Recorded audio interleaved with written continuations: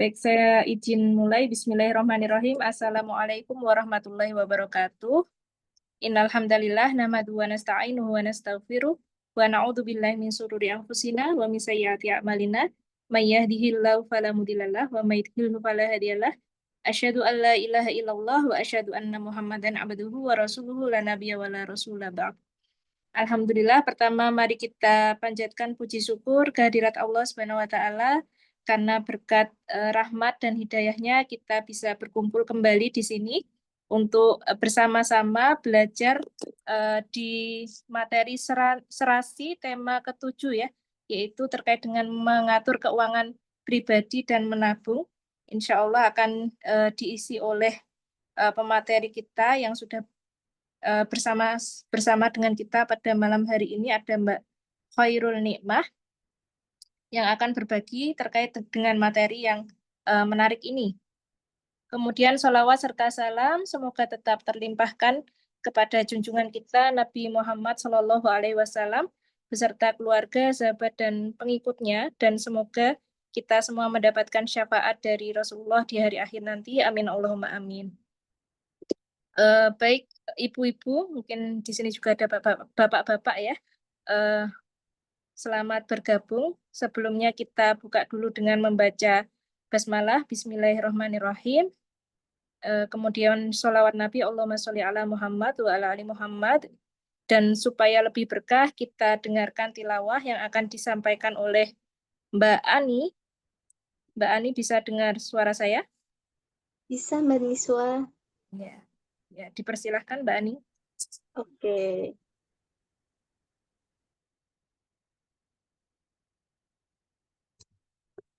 A'udzu billahi minasyaitonir rajim. Bismillahirrahmanirrahim. Wala tamuddanna 'ainaika ila ma mata'na bihi aswajan minhum sahlatal hayatid dunya. Sahlatal hayatid dunya linaftinahum fihi. Wa rizqu rabbika khairun wa abqa. Wa'mur ahlaka bis-salati wastabir 'alaiha. La naz'aluka rizqa, nahnu narzuquk. Wal 'aqibatu lit-taqwa. Wa qalu laula ya'tina bi ayatin min rabbih. Awalam ta'tihim bayyinatu ma fis suhufil ula. Walau anna ahlaknahum bi'adabim min qablihi laqalu rabbana laula arsalta ilayna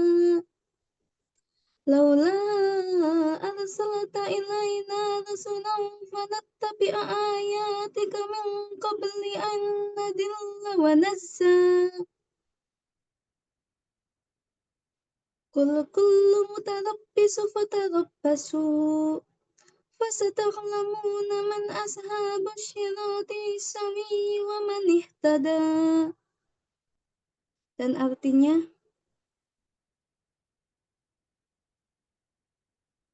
dan janganlah engkau tujukan pandangan matamu kepada kenikmatan yang telah kami berikan kepada beberapa golongan dari mereka sebagai bunga kehidupan dunia agar kami uji mereka dengan kesenangan itu. Karunia Tuhanmu lebih baik dan lebih kekal.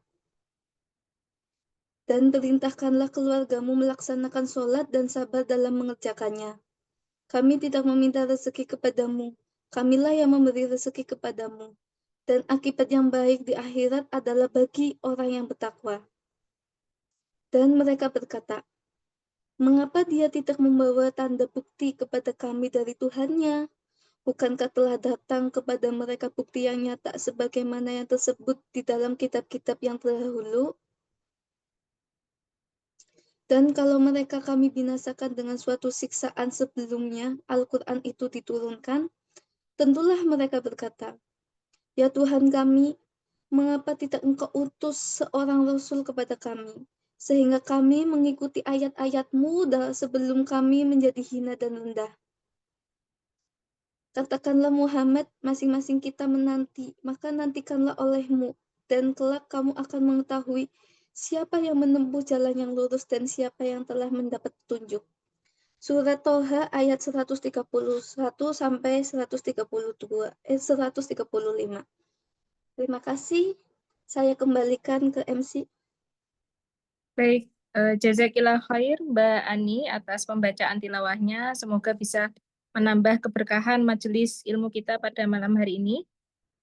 Baik, selanjutnya mungkin tanpa berlama-lama ya, kita akan segera masuk ke sesi inti, yaitu materi terkait dengan mengatur keuangan pribadi dan menabung yang akan disampaikan oleh pemateri kita pada malam hari ini, yaitu Ibu Khairul Nikmah, MBA, MAB ya. Bisa diakrab dengan bisa akrab disapa dengan Mbak Irul atau Bu Irul gitu. Beliau ini adalah dosen administrasi perkantoran FEB UNESA dan alhamdulillah juga baru selesai ujian doktoralnya di NPUSD Taiwan ya. Semoga bisa apa namanya materinya bermanfaat ya pada malam hari ini. Kepada Mbak Irul, halo Mbak Irul, bisa mendengar? Iya Mbak Nisa. Monggo dipersilahkan. Iya, terima kasih. Sebelumnya saya sampaikan, saya mohon izin untuk share screen.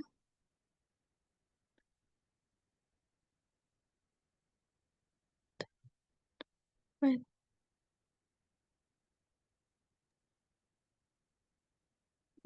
Bisa Mbak? sudah bisa. Ya, apakah sudah terlihat? Sudah? Jadi, ya sebelumnya saya sampaikan terima kasih karena sudah diundang di sini untuk saling sharingnya di sini. Jadi, di sini kita sifatnya untuk sharing dan saya juga masih belajar bagaimana cara untuk bisa mengatur keuangan. Khususnya di sini kita belajar bagaimana kita untuk menabung ya. Jadi, kalau misalkan sejak kecil itu ya sudah ada lagu tentang menabung, bagaimana cinta menabung gitu. Tapi ketika kita sudah berumah tangga itu sepertinya aplikasinya penuh dengan tantangan gitu ya, kayak challenges banget bagaimana caranya kita bisa untuk menabung gitu. Padahal nabung ini adalah sesuatu yang memang sangat dianjurkan gitu oleh Islam itu. Jadi ini yang akan kita bahas pada malam hari ini. Bentar, kok nggak gerak share? Bentar. Hmm, bentar. Mohon maaf ada sedikit ini ya kendala.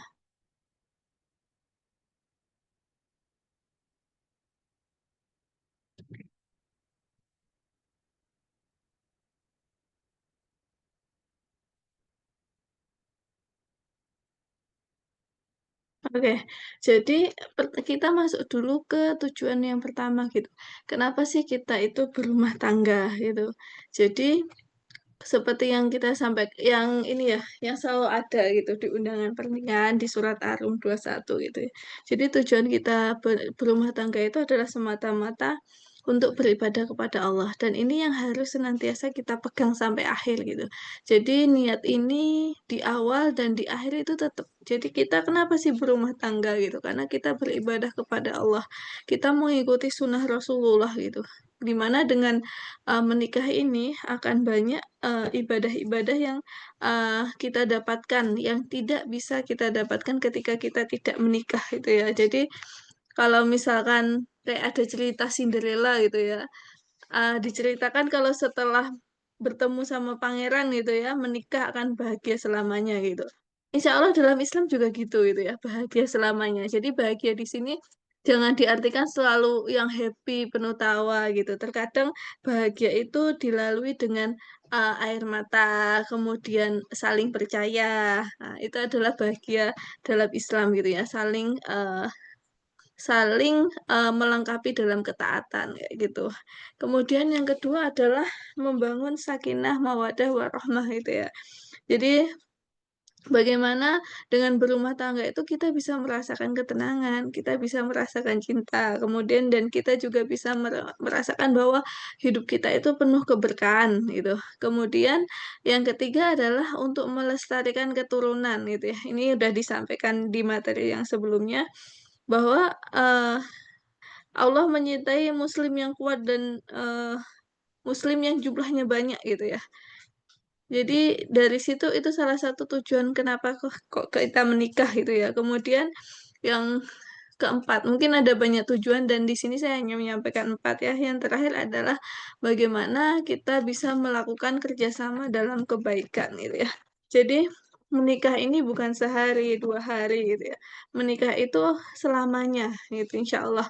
Dan keempat ini semoga itu senantiasa ada dalam pernikahan kita gitu. Dan dari awal sampai akhir pernikahan kita ini adalah kita niatkan untuk ibadah kepada Allah sehingga apapun goncangannya gitu. Kita selalu berpegang bahwa niat saya ini lurus, saya berniat beribadah kepada Allah gitu. Sehingga nanti semua apa duri gitu ya, duri ombak dalam pernikahan itu insya Allah bisa terlalui gitu.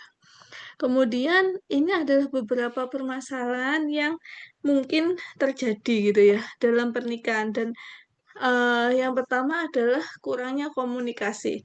Ini biasa terjadi di awal-awal pernikahan. Biasanya jika pernikahan misalkan baru kenal kemudian menikah tanpa ada pacaran atau mungkin dijodohkan, itu uh, miskomunikasi atau kurang komunikasi ini sering sekali terjadi. Dan sebagai seorang wanita biasanya ya, wanita ini menyukai sesuatu yang jelas clear gitu. Sedangkan laki-laki ini kodratnya adalah ya sudah sepatah dua patah kata harus paham gitu ya dan tidak bisa di kayak kita gitu yang harus komunikasi enak, lancar, curhat kayak gitu ya gitu. Kemudian yang kedua adalah ketimpangan peran suami dan istri. Jadi sebaiknya sebelum menikah gitu ya mengikuti seperti ini. Jadi mengikuti kayak seminar-seminar, sekolah pranikah, membaca buku sehingga masing-masing ini memiliki eh, frekuensi yang sama gitu. Apa yang harus saya lakukan ketika nanti saya sudah menikah. Jadi beda kondisinya ketika sudah menikah dan belum menikah ya. Mungkin kalau belum menikah bebas gitu.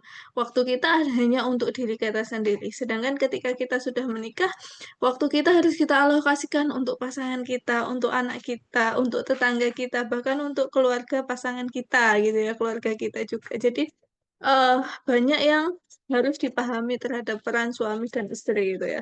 Kemudian yang ketiga eh, yang mungkin sering terjadi dan ini menyebabkan banyak hal yang tidak diinginkan adalah ketika hak dan kewajiban ini tidak dipenuhi gitu ya. Kemudian yang keempat, ya, ada campur tangan dari pihak ketiga. Yang ketiga, yang kelima ini adalah kurangnya ini pemahaman agama gitu ya.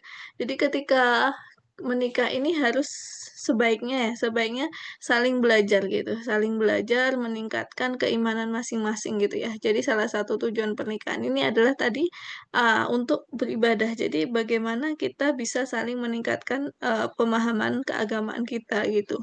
Karena menikah di tahun pertama, kedua, sampai di tahun mungkin ke-30 itu sangat berbeda gitu ya. Dan jalannya ini juga luar biasa gitu. Sehingga kita bisa menghadapinya itu ketika kita sama-sama paham gitu bahwa bagaimana peran kita, kemudian eh, apa saling menguatkan untuk bisa dekat kepada Allah gitu. Kemudian yang ini yang kita bahas di sini gitu ya. Prolog saya panjang banget. Ini adalah tentang masalah keuangan gitu. Dimana masalah keuangan ini sebenarnya bisa kita minimalisir. Jadi kalau ini adalah faktor internal yang sebenarnya bisa kita minimalisir terjadi dengan apa? Dengan pengelolaan keuangan yang bijak dan syar'i gitu. Jadi di sini saya menggunakan kata-kata bijak dan syar'i. Jadi bisa jadi gitu ya gaji gaji itu tidak yang sampai 3 digit itu enggak sampai 2 digit tapi dia cukup untuk memenuhi kebutuhan kebutuhan kita. Bagaimana kuncinya? Ketika pendapatan itu tidak banyak, yang harus kita tekan apa? Yang harus kita tekan adalah pengeluaran kita atau eh, daya konsumtif kita ya, itu harus kita tekan gitu. Sehingga kita tetap, bisa untuk mengelola keuangan dan melaksanakan tugas-tugas kita gitu ya. Misalkan kayak infak dan lain-lain itu tetap bisa terjaga gitu. Kemudian di sini bentar. Di sini ada permasalahan keuangan gitu ya. Kalau tadi adalah permasalahan keluarga, yang ini adalah, permasalahan keuangan gitu ya. Yang pertama adalah, tidak ada perencanaan keuangan. Jadi kalau menganut prinsip kalau hidup itu mengalir saja, itu salah ya. Apalagi Allah itu sudah mengatur rezeki kita, sudah tenang saja gitu. Allah tuh Maha Kaya. Iya, kita percaya Allah itu mengatur rezeki kita percaya Allah itu Maha Kaya. Tetapi semua itu harus kita planning. Kita planningnya berdasarkan apa? Berdasarkan apa yang diperintahkan sama Allah gitu ya. Jadi kita berusaha memanage, kita membuat perencanaan. Qadarullah nanti jalannya bagaimana ke belakang. At least kita sudah punya rencana gitu ya. Jadi kalau hidup mengalir bagaikan air gitu ya. Ya kalau air itu mengalir ke tempat yang bagus itu enak gitu. Tapi kalau air itu mengalir ke tempat-tempat yang tidak bagus itu kan sangat tidak enak gitu ya. Kemudian yang kedua adalah gaya konsumtif dan tidak sesuai dengan kemampuan. Jadi ini yang sering terjadi biasanya di pasangan muda itu ya. Kenapa? Oh, karena saya ingin menyenangkan pasangan saya ingin terlihat, sangat wah gitu ya, apalagi kalau bisa ke rumah mertua atau dilihat tetangganya, wah ini baru menikah tapi sudah luar biasa gitu. Tetapi kita tidak tahu dari mana itu berasal gitu. Apakah itu memang berasal murni dari aset kita atau kita menggunakan pinjaman gitu ya. Ya naudzubillah sekarang pinjol-pinjol, pinjaman online ini banyak berjamur gitu. Dan yang menghidupkan adalah rata-rata adalah orang-orang muda gitu ya, yang sedang asik menikmati hidup gitu. Kemudian yang ketiga adalah hutang konsumtif ini, tanpa adanya manajemen. Jadi Islam ini memperbolehkan kita untuk hutang. Di beberapa ustadz itu mengatakan bahwa hutang ini jika bisa dihindari, sebaiknya dihindari, kecuali ada uzur syar'i yang membuat kita untuk berhutang. Dan bagaimana hutang itu tidak kita gunakan untuk sesuatu yang sifatnya konsumtif. Contohnya seperti apa? Oh, misalkan hutang untuk beli HP gitu ya. Sebenarnya kemampuan kita cukup untuk beli HP yang harganya 3 juta. Tetapi karena sekarang mungkin lagi ngetren gitu ya, ada iPhone terbaru gitu, sehingga 3 juta yang seharusnya mungkin bisa kita buat beli HP, itu kita jadikan DP untuk beli HP misalkan iPhone gitu ya. Lah itu yang sebaiknya dihindari gitu ya. Kenapa gitu? Mungkin sehari, 2 hari, seminggu masih kelihatan keren gitu ya, ketika kita menggunakan iPhone gitu ya, dengan simbol jelas gitu di belakangnya, 3 kameranya besar-besar itu. Tetapi itu ingat, itu mungkin hanya akan membuat kita happy itu mungkin 1 bulan pertama, sedangkan bulan-bulan berikutnya bisa jadi itu akan membuat pengeluaran kita semakin besar, karena kita ada beban cicilan yang harus dibayar.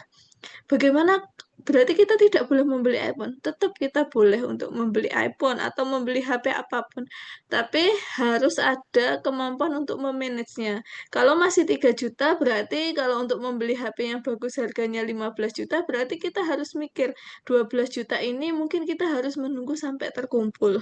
Jadi jangan memaksakan diri untuk berhutang dengan sesuatu yang sifatnya tidak produktif. Kecuali mungkin kalau untuk HP itu untuk bekerja atau apa itu akan menghasilkan income. Tetapi untuk sesuatu yang dia tidak menghasilkan income, sebaiknya tidak dilakukan gitu ya. Kemudian ini, tadi kan ada masalah terkait komunikasi ya. Di sini juga ada di keuangan ini karena tidak ada transparansi gitu ya. Tidak transparan antara suami dan istri gitu ya. Jadi kayak masing-masing itu saling bersaing untuk gimana saya dapat uang yang paling banyak atau bagaimana uang ini ya sudah gitu loh. Kalau saya dikasih uang segini, bagaimana ini bisa banyak tak tabung, tapi ditabungnya itu bukan untuk yang keperluan bersama, tapi memang untuk dinikmati sendiri gitu ya. Kemudian yang terakhir adalah kurang adanya kepemahaman gitu ya, tentang kewajiban finansial dalam Islam gitu. Ini yang akan kita bahas nanti ke belakang ya. Kemudian selanjutnya, wait, bentar. Hmm,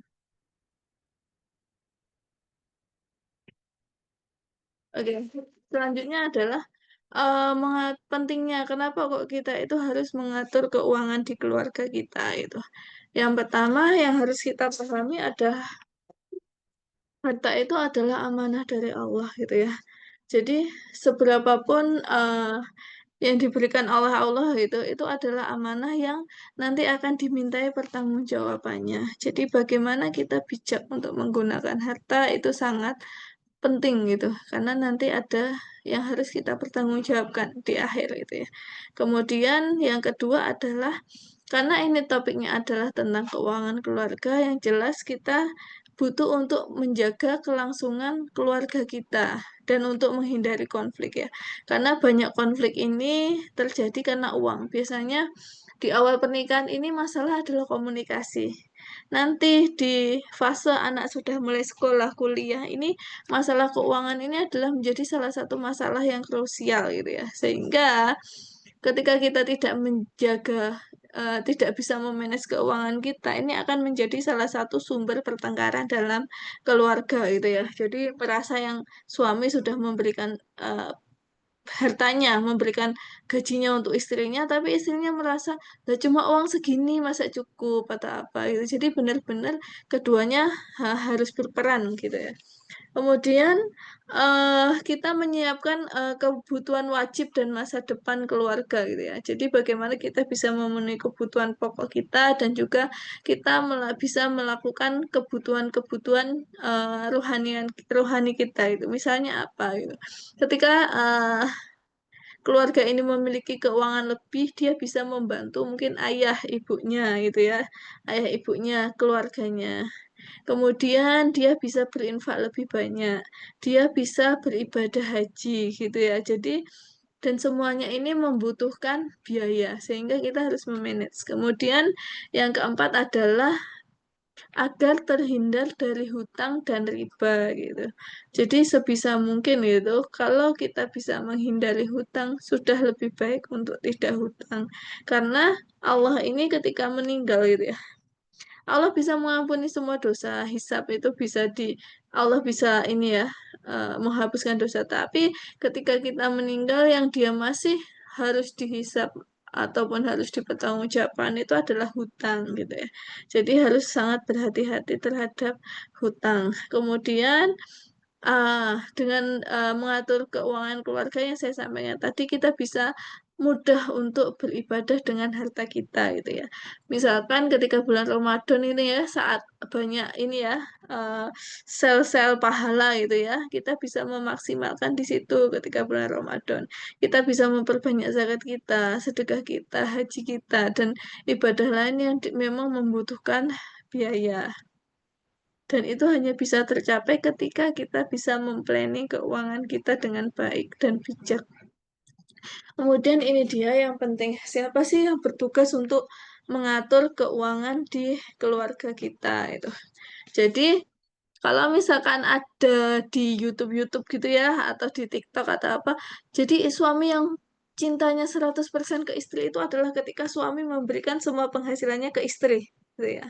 Jadi itu salah teman-teman. Jadi fitrahnya seorang laki-laki, laki ini memegang kekuasaan ya, pemegang kekuasaan termasuk di sini juga pemegang kekuasaan dalam finansial. Bukan berarti ya istri dikasih secukupnya, tidak juga. Jadi di sini suami ini adalah manajer utama.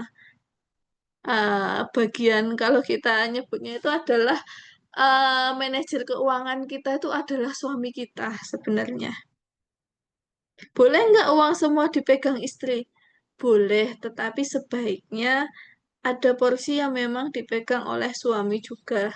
Jadi suami di sini memiliki peran kewajiban utama ya, mencari nafkah, kemudian mengatur keuangan. Itu ada di tugas suami. Kalau ada yang mengatakan, ya udahlah suami sudah capek mencari uang, biarkan istri yang mengatur. Istri tugasnya adalah membantu untuk mengelola keuangan keluarga. Tetapi tetap pemimpinnya adalah suaminya gitu ya. Jadi sebaiknya didiskusikan dulu gitu. berapa sih kebutuhan dalam 1 bulan. Yang sering paham itu biasanya istri. Karena istri yang dia bersentuhan langsung dengan kebutuhan selama 1 bulan itu adalah istri gitu ya. Berdua didiskusikan, oh kira-kira nih sebulan, misalkan pengeluaran gitu ya. Kalau saya hidup di Taiwan, di Surabaya saja ya misalkan. Di Surabaya sebulan ini adalah butuh sekitar 2 juta untuk makan. Kemudian listrik, sekolah, air itu mungkin 1 juta. Jadi kebutuhan utamanya itu adalah sekitar 3 juta. Itu harus didiskusikan dulu. Kemudian ada nggak nafkah untuk istri gitu? Misalkan nafkah untuk istri 1 juta, sehingga suami tiap bulan memberikan uang sejumlah 4 juta untuk kebutuhan keluarga dan juga nafkah untuk istri, seperti itu. Kemudian gajinya suaminya misalkan 10 juta gitu ya. Yang 6 juta buat apa? Yang 6 juta nanti tetap dibicarakan sama-sama untuk alokasinya untuk apa saja. Apakah itu dipegang istri atau suami, berapa persen pegang istri, berapa persen pegang suami, itu adalah dibicarakan sama-sama gitu ya. Jadi dalam rumah tangga ini peran suami dan istri ini sangat menentukan keberhasilan pengelolaan keuangan keluarga. Di sini ada satu hal yang jarang dibahas yaitu tentang anak gitu ya. Jadi sejak dini anak itu diajari bagaimana pentingnya untuk bisa berhemat dan bertanggung jawab dengan keuangan. Jadi hemat ya, bukan pelit gitu ya. Diajari untuk hikmat. Ketika ada orang tua yang mengatakan bahwa jangan sampai anak saya itu susah kayak saya dulu gitu ya. Anak saya itu harus berkecukupan. Anak saya itu harus memiliki yang temannya dimiliki gitu ya. Tidak bisa seperti itu. Jadi kita bisa menjadi misalkan gitu ya, sesukses seperti ini adalah dengan tempaan hidup yang dulu orang tua kita ajarkan. Yang mungkin saat itu misalkan orang tua kita dalam kondisi kekurangan, kemudian saudara kita banyak gitu. Dengan kondisi seperti itu kita bisa kuat dan bisa sukses. Jadi bagaimana agar kita itu tidak memanjakan anak, memberikan semua yang anak butuhkan itu, tetapi kita mengajari sejak dini bagaimana sih agar anak itu bisa survive untuk bisa hidup ke depannya gitu ya. Jadi memanjakan anak ini adalah awal kita untuk menghancurkan masa depan anak. Itu yang harus kita pahami itu ya. Kemudian di sini ada hadis, perempuan ini adalah penjaga rumahnya suami dan ia bertanggung jawab atasnya itu ya. Jadi eh jangan jangan merasa kalau kalau uang itu tidak diberikan ke istri, suami itu tidak cinta istri, harus dipikirkan lagi gitu ya, apalagi banyak ya saya sering lihat berseliweran gitu ya Kak, di short video itu ya gitu, suami yang cinta istri adalah yang gajinya dikasihkan ke istri gitu, sehingga suami tidak macam-macam. Jadi kita luruskan kembali pemahaman kita itu ya. Kemudian selanjutnya, oke, di sini ada tahapan dalam pengelolaan keuangan keluarga gitu ya. Yang pertama yang harus kita lakukan adalah kita memahami kondisi keuangan keluarga dulu. Jadi kalau di Jepang itu tadi saya eh melihat beberapa video, ada manajemen dalam pengelolaan keuangan gitu ya, ibu-ibu di Jepang itu ya. Jadi karena kondisinya beda kayak kita, mereka sudah sampai pada bagaimana merencanakan untuk kebutuhan barang mewah gitu ya. Bukan kebutuhan sekunder lagi, sudah masuk ke kebutuhan tersier itu sudah dipenuhi gitu ya. Jadi kita pahami gitu kondisi keuangan kita, berapa pendapatan kita, kemudian potensi-potensi pengeluaran itu harus kita pahami. Kemudian kita menetapkan tujuan. Jadi penting banget untuk setiap keluarga ini memiliki tujuan gitu ya. Tujuannya misalkan gini, ketika awal menikah gitu ya, kita targetkan nih 5 tahun ke depan apa sih yang ingin kita lakukan gitu. Misalkan kita sudah mulai untuk misalkan eh, bisa membeli tanah misalkan ya di 5 tahun pertama, atau kita bisa mulai untuk misalkan kita yang umroh dulu atau haji dulu di 5 tahun pernikahan. Itu harus ada tujuan. 10 tahun pernikahan seperti apa, 15 tahun pernikahan seperti apa. Kemudian bagaimana kita memprogram untuk anak-anak kita. Itu sudah harus ada tujuannya gitu ya. Jangan yang mengalir seperti air tadi ya. Kemudian dari situ kita merancang gitu ya, dari pendapatan kita ini berapa yang kita konsumsi, berapa yang kita tabung, berapa yang kita investasikan gitu ya, di sini. Kemudian setelah kita menyusun rencana, rencana ini tidak akan terjadi ketika kita tidak menjalankan. Jadi kita jalankan sesuai dengan rencana gitu. Apakah rencana itu sifatnya saklek gitu ya? Rencana ini bisa menyesuaikan dengan kondisi karena biasanya sebulan, 2 bulan atau setahun itu masih kayak tahap kayak prototipe gitu ya, masih tahap kayak uji coba gitu. Setelah itu baru kita monitoring. Dari monitoring ini ada nggak sih yang harus kita rubah itu dari apa yang sudah kita rencanakan di sini, rencana pendapatan, konsumsi, tabungan, dan investasi ini. Itu ya, itu yang tahapannya dalam pengelolaan keuangan keluarga. Kemudian di sini ada, jadi berdasarkan syariat ini ya. Jadi bagaimana kita untuk melindungi harta kita, menambah harta kita, juga penting di sini yang mungkin jarang ada gitu ya di pelajaran tentang keuangan konvensional adalah bagaimana kita mensucikan harta kita, gitu ya. Di sini yang penting gitu, bagaimana cara kita melindungi, mensucikan harta kita, mendistribusikan harta kita. Apalagi syukur-syukur kalau kita bisa menambah ya harta kita, gitu ya. Kemudian di sini adalah perencanaan keuangan. Jadi yang di bawah ini adalah usia kita, gitu ya. Jadi mungkin di usia 20 sampai 25 ini kita merencanakan pernikahan gitu ya. Kemudian ada kelahiran buah hati kita, pendidikan, kemudian kehidupan keluarga muda, kemudian mungkin kita pengen rumah idaman, bagaimana kita pengen umroh, kemudian kita pengen pensiun itu yang damai di desa, bahagia gitu ya.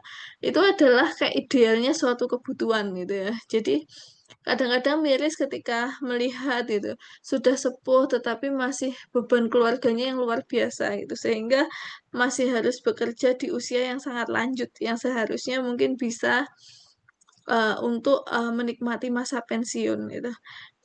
Jadi semakin ke sini ini adalah yang hijau ini adalah pendapatan kita ya. Mungkin pendapatan kita akan menyampai puncak ini adalah mendekati usia 50. Sebelum kita pensiun ini akan mendekati puncak. Tetapi ingat setelah kita pensiun ini pendapatan kita menurun gitu.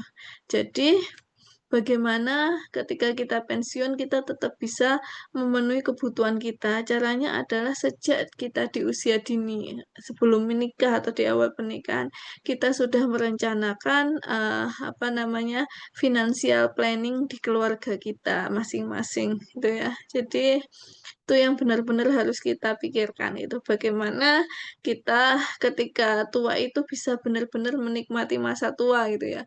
Kita bisa fokus ke jadi karena kita ketika muda gitu ya, misalkan full untuk bekerja capek, kemudian ibadah kurang bisa maksimal gitu ya. Bagaimana di masa-masa pensiun kita itu kita bisa maksimal untuk ibadah kepada Allah gitu ya, misalkan gitu. Caranya bagaimana? Kita sudah tidak memikirkan keuangan lagi gitu. Kita sudah bisa melihat anak-anak yang kita tinggalkan nanti itu mereka sudah apa ya? Ketika kita tinggalkan itu kita sudah tenang gitu. Mereka sudah dekat. Ketika apa? Mereka sudah settle dari segi keuangan, mereka sudah settle dari segi agama, sehingga ya sudah, jadi bebannya itu pasti lebih ringan gitu daripada kita masih memikirkan ketika sepuh itu masih memikirkan keuangan gitu ya, kebutuhan uang gitu ya. Kemudian ini adalah tips untuk mengatur keuangan keluarga. Yang pertama, jelas harus dibuat anggaran rutin gitu ya.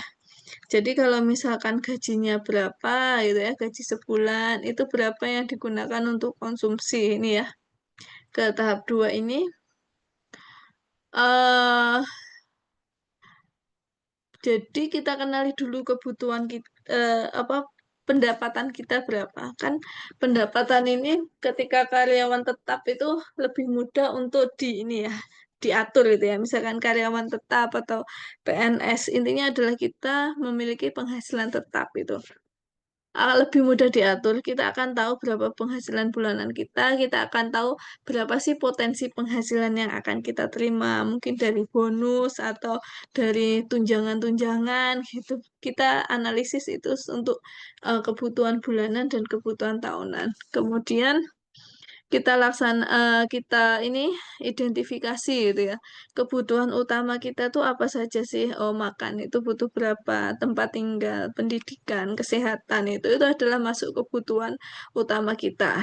Kemudian dari satu kita alokasikan. Misalkan dari gaji kita yang 100% ini adalah 50% untuk kebutuhan pokok kita, 20% ini adalah untuk tabungan atau investasi, 10% ini untuk sosial, 10% untuk dana darurat, dan 10% untuk dana hiburan yang dia sifatnya wajar. Gitu ya. Jadi kita membuat pos-pos, tapi lagi-lagi kita yang paling tahu kebutuhan kita.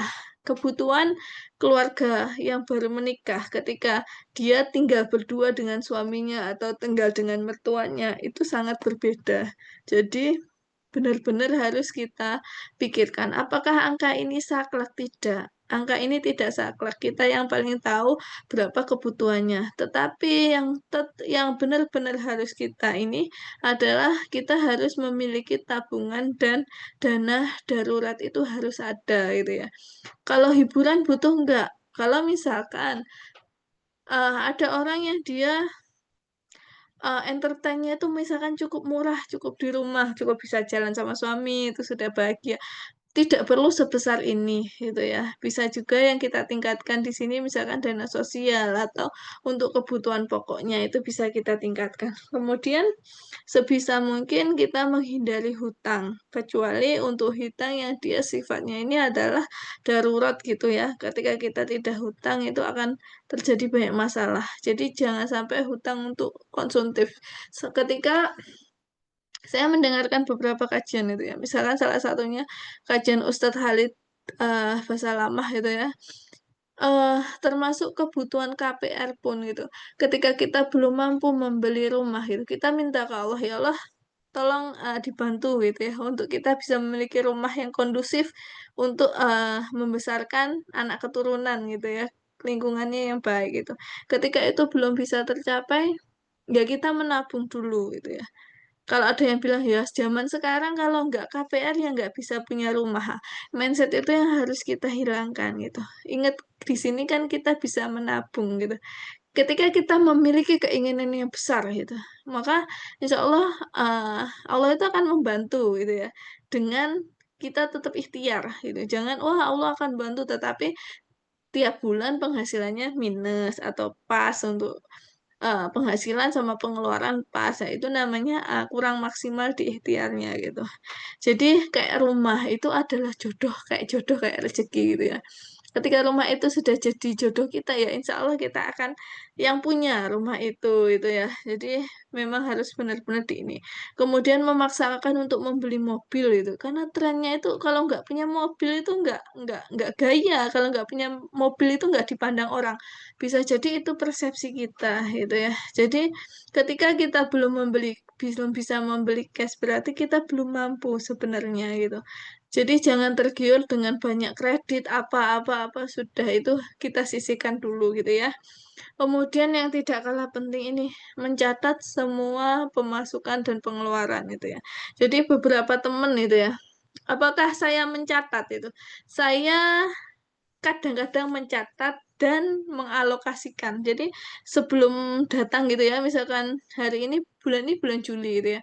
Saya sudah membuat kira-kira alokasi untuk bulan Juli, Agustus itu apa saja pengeluarannya gitu. Kemudian nanti saya cek itu sesuai atau tidak gitu ya. Dan ada beberapa aplikasi yang mungkin bisa membantu kita gitu. Kan mencatat tiap hari itu capek ya, tetapi ketika dia sudah jadi kebiasaan, insya Allah itu tuh bisa ya bisa sangat ringan kita kerjakan gitu. Contohnya seperti apa gitu. ketika kita mencatat ya hari ini belanja apa saja gitu. Kalau nggak bisa langsung nyatet ya kita at least kita kumpulkan notanya dulu gitu ya. Dari notanya itu kan bisa diidentifikasi. Oh ini untuk pengeluaran apa? Kebutuhan pokok kah atau untuk apa konsumtif yang tidak terkait kebutuhan pokok untuk kesehatan atau apa itu eh kita catat itu ya apa pentingnya, terutama untuk istri itu. Jadi kalau ditanya suami, uangnya yang saya berikan buat apa saja, kita punya catatannya gitu. Kita bisa menjawab. Dan kita tadi kan ada tahap kita untuk mengevaluasi ya. Jadi dari situ kita lihat ternyata paling banyak kebutuhan 1 bulan ini untuk apa saja. Kita akan tahu trennya. Jadi ternyata kalau dari bulan Januari ini yang banyak ini adalah kebutuhan untuk misalkan beli kebutuhan sekolah sama kayak Juli itu ya. Ternyata kebutuhan sekolah paling banyak. Kalau bulan ini kebutuhan hari raya itu kira-kira sekian. Jadi dengan adanya dengan adanya itu kita bisa tahu itu. Kita bisa membuat tren kebutuhan kita itu apa saja. Kebutuhan yang paling banyak itu di bulan apa saja. Itu kita bisa melihat gitu. Selanjutnya, bentar. Kalau misalkan ada yang mau nanya, boleh langsung ini ya. Boleh langsung untuk angkat tangan atau ini menulis gitu ya. Tidak harus menunggu sampai saya selesai gitu ya. Selanjutnya adalah eh kita membuat rencana keuangan itu penting untuk apa? Untuk memproteksi ketika ada bencana-bencana atau ada musibah yang tidak pernah kita harapkan gitu ya. Jadi kayak misalkan kayak tiba-tiba ada COVID itu.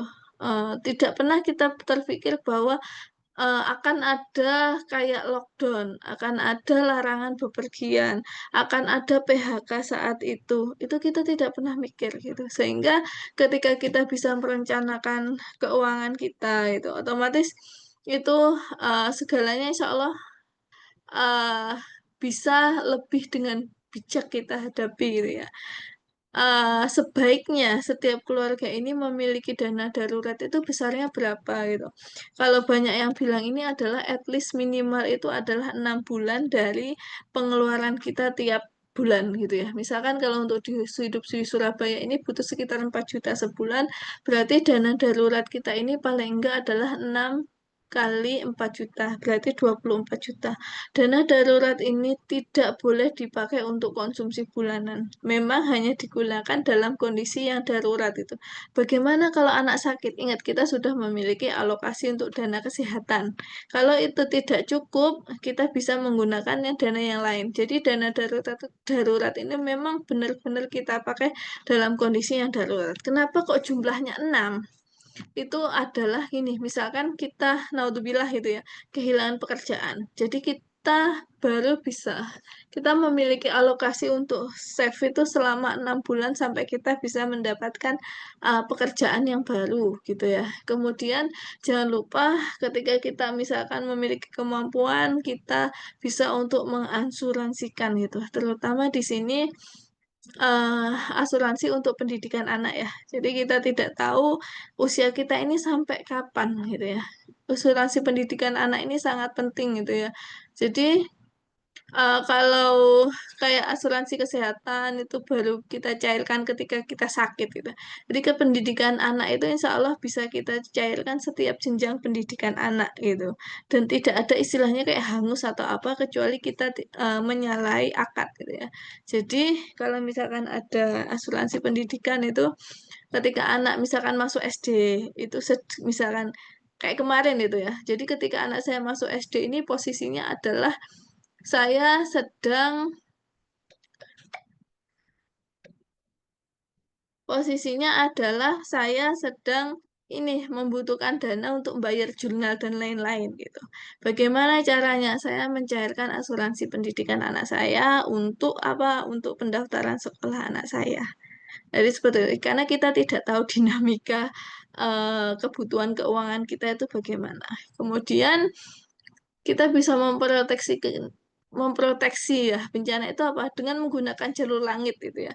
Dengan cara kita bersedekah itu. Karena sedekah ini dapat menolak bala dan memperpanjang usia kayak gitu. Jadi sedekah yang terbaik adalah sedekah ke orang terdekat atau kita bisa menyerahkan ke lembaga manajemen untuk zakat atau infak kayak gitu ya. Kemudian kita banyak berdoa dan kita minta perlindungan ke Allah gitu. Jadi jangan lupa menyisipkan gitu di setiap doa kita. Semoga Allah itu memberikan kecukupan dan memberikan apa keikhlasan, kesabaran terhadap semua yang Allah berikan. Yang harus kita pahami di sini adalah rezeki itu bukan semata-mata gaji atau uang atau bonus. Bisa jadi eh, kehidupan rumah tangga yang rukun itu adalah bagian dari rezeki yang sangat mahal yang tidak bisa dibeli dengan uang itu. Kemudian kesehatan kita itu adalah rezeki yang luar biasa yang sudah wajib kita untuk mensyukurinya itu ya. Terus ini adalah karena babnya ini tentang menabung gitu. Bagaimana sih cara untuk menabung? Jadi menabung ini adalah bukan uang sisa belanja 1 bulan itu yang baru akan kita tabung. Mengalokasikan menabung ini adalah kalau saya itu biasanya misalkan kalau bulan saya bilang tadi ya, kalau misalkan untuk bulan Agustus, bulan Juli itu sudah saya pikirkan. Kira-kira bulan depan itu bisa menabung berapa, kebutuhan apa saja yang harus saya lakukan, apa saya alokasikan itu sudah saya catat. Pernah meleset nggak? Sering meleset gitu ya. Tetapi at least kita membuat ini. Jadi menabung ini adalah misalkan gaji kita 100%, menabung ini harus diambil di awal, langsung dimasukkan. Saya pernah karena saya merasa kok kebutuhan tiap bulan ini kok ketika saya coba untuk mengalokasikan menabung ini kok meleset terus. Akhirnya saya mengambil auto debit dari gaji saya. Jadi di awal bulan ketika gajian itu ya, saya gajian tanggal 1, saya auto debit tanggal 5. Jadi otomatis akan langsung ke serot untuk tabungan. Jadi mau tidak mau tiap bulan pasti ada yang masuk untuk tabungan. Itu kayak menabung dengan cara memaksa gitu ya, memaksa diri kita sendiri gitu. Jadi saya membuat itu dengan waktu itu masih ini BNI Syariah ya, ketika belum bergabung ke BSI gitu. Kalau sekarang lebih mudah karena ketika kita punya mobile banking itu ada aplikasi yang bisa perencanaan keuangan ya, otomatis akan auto debit ke rekening induk gitu, dan itu kita bisa merencanakan untuk berapa tahun gitu. Kemarin saya pernah mencoba itu untuk setahun 2 tahun itu pernah gitu. Jadi setelah uangnya terkumpul digunakan untuk apa? Ya udah sesuai dengan tujuan itu. Saya gunakan untuk misalkan sekolahnya anak atau saya gunakan untuk ini membeli sesuatu itu ya. Nah, itu jadi harus kita prioritaskan di awal. Jadi menabung ini bukan sisa dari uang kita di akhir bulan, tetapi justru di awal harus langsung kita potong gitu ya. Bagaimana kalau kita sudah memotongnya terlalu banyak sampai akhirnya sebulan itu kita kurang. Itu yang memang harus dipikirkan gitu ya. Dipikirkan di sebelumnya kira-kira kebutuhannya apa saja itu harus diidentifikasi. Berapa sih idealnya gitu? Idealnya itu 10-20% dari gaji kita. Itu kita gunakan untuk menabung gitu. Biasanya kalau saya ingat ibu saya gitu ya, zaman dulu itu. Misalkan karena bapak ini penghasilannya itu tiap hari. Jadi menyisihkan gitu ya. Misalkan dari penghasilan sehari 50.000 gitu ya. Yang digunakan untuk uang belanja itu berapa sih? Oh, misalkan dikasih 30.000. Masih bisa misalkan 5.000 itu disembunyikan di mana, sembunyikan di mana. Jadi qadarullahnya ketika misalkan tiba-tiba anaknya butuh untuk biaya sekolah itu ada gitu. Jadi setiap hari ditabung gitu tuh harus ada kayak gitu ya. Jadi keinginan yang kuat untuk bisa menyimpan uang gitu. Kemudian di sini yang saya gunakan tadi ya, menggunakan rekening yang berbeda untuk kebutuhan harian. Jadi hati-hati ya, terutama untuk yang memiliki mobile banking di zaman sekarang ya. Mobile banking ini menawarkan kemudahan untuk mengakses. Sehingga kalau kita butuh, misalkan butuh untuk bayar listrik bisa langsung, kemudian butuh untuk ngisi ShopeePay, GoPay atau apa gitu ya, itu sangat mudah gitu. Jadi kayak ya udah gitu, tahu-tahu uang di mobile banking itu habis, sehingga di sini sebaiknya menggunakan rekening yang berbeda. Kalau saya dulu, saya memiliki, 2 ya, yang satu memang khusus untuk sekolahnya anak. Itu ada kalau dulu namanya, rekening anak, saya di bank syariah juga, rekening anak, kemudian yang satu adalah, rekening untuk kebutuhan tabungan. Jadi memang akhirnya akan ada 3 rekening gitu, rekening induk, yang dari rekening induk ini nanti ada satu rekening untuk yang kebutuhan yang mau tidak mau kena auto debit tadi, kemudian yang sekutunya adalah rekening anak, gitu. Jadi rekening anak ini enak, tidak ada mobile banking-nya dan kita hanya bisa ngambil, sekali ngambil itu cuma 500.000, ada ATM-nya nggak ada, gitu ya waktu itu. Jadi itu yang kita gunakan untuk kebutuhan anak. Karena kita tahu sendiri misalkan kayak orang tua kita dulu itu, menguliahkan kita itu harus banyak gitu yang dikorbankan gitu ya. Harus, apa namanya, anak satu baru masuk, anak satunya sudah masuk. Jadi luar biasa kebutuhan keuangan, sehingga kita harus mempersiapkan, apa, biaya pendidikan anak kita itu justru sebelum anak kita itu sekolah. Kita juga apa, sudah ini, tujuannya untuk apa sih? Agar kita bisa memberikan pendidikan yang terbaik untuk anak kita ya, bukan memanjakan anak, tetapi kita menyiapkan untuk, tabungan pendidikan anak. Karena gini, anak ini kita tidak tahu sampai kapan kita hidup. Apakah kita bisa membersamai anak kita sampai anak kita nanti punya anak, gitu ya. Sehingga kalau misalkan kita memiliki tabungan pendidikan, naudzubillah ketika kita sudah tidak ada dan kita membutuhkan biaya pendidikan itu masih ada, gitu. Jadi kita memberikan kail kail jaring perahu ke anak untuk anak kita itu bisa survive nanti gitu ya. Karena ketika yang kita tinggalkan itu harta, harta itu akan habis. Tetapi ketika yang kita tinggalkan itu ilmu, dia akan dengan ilmu itu dia bisa survive untuk kehidupannya itu ya. Jadi kemudian yang tidak kalah penting ini adalah menabung ini tujuannya harus untuk sesuatu yang baik gitu. Jauhkan dari apa, tujuan yang riak. Wah, saya harus bisa ini, saya mau nabung biar bisa ya nanti tetangga sebelah kan mobilnya ini ya, misalkan mobilnya Lexus, wah nanti saya harus beli Alphard gitu. Jadi tidak seperti itu gitu ya. Jadi menabung, misalkan untuk pendidikan anak, karena kita orang tua, kita memberikan yang terbaik untuk, anak gitu, karena itu adalah investasi kita, anak kita itu. Kemudian haji, kemudian untuk beli rumah, kita niatkan beli rumah itu untuk menjaga anak keturunan kita dengan hal-hal yang baik gitu, memproteksi lingkungan yang baik. Kemudian yang ini tadi saya bilang, menghindari menabung untuk pamer atau sesuatu yang sifatnya konsumtif gitu ya. Contohnya seperti apa gitu ya. Ya sudahlah ya, saya akan menabung gitu ya. Biar apa gitu, biar nanti saya bisa ini, rumahnya bisa direnov lebih bagus dari rumah tetangga kayak gitu ya.